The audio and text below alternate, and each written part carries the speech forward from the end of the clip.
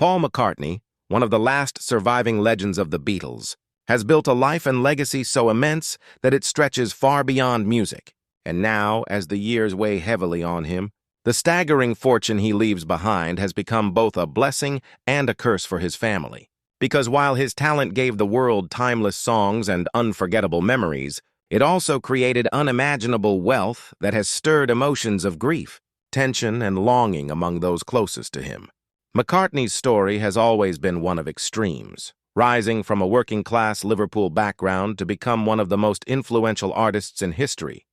shaping entire generations with melodies like Yesterday and Let It Be. Yet behind the glory there has always been loss, beginning with the devastating death of his mother when he was just a boy, followed years later by the unimaginable heartbreak of losing his beloved wife Linda, whose absence still echoes through every corner of his world. Now at this stage of his life, the numbers tied to McCartney's name are staggering, with reports placing his net worth in the billions, a fortune so vast that few could comprehend it. And yet, as insiders quietly whisper, that very fortune has brought tears to his family's eyes, not simply because of the wealth itself, but because it is a reminder of what they may soon have to face,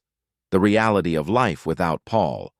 Though he continues to perform with bursts of energy that defy his age, his family knows that the day will come when the music stops, and that knowledge brings with it the painful responsibility of carrying his enormous legacy forward. There are stories of disputes already bubbling beneath the surface, of concerns over how his empire will be managed, of which heirs will control his catalog, his properties, his royalties, and the very image of the Beatles,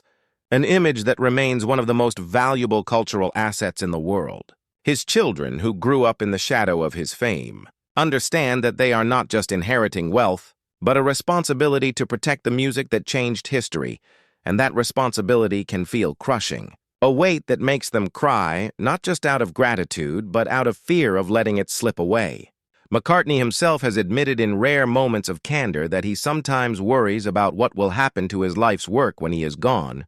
because while the money may ensure his family never struggles, it cannot ensure unity, love, or the same passion that drove him to write songs in a tiny bedroom in Liverpool all those years ago.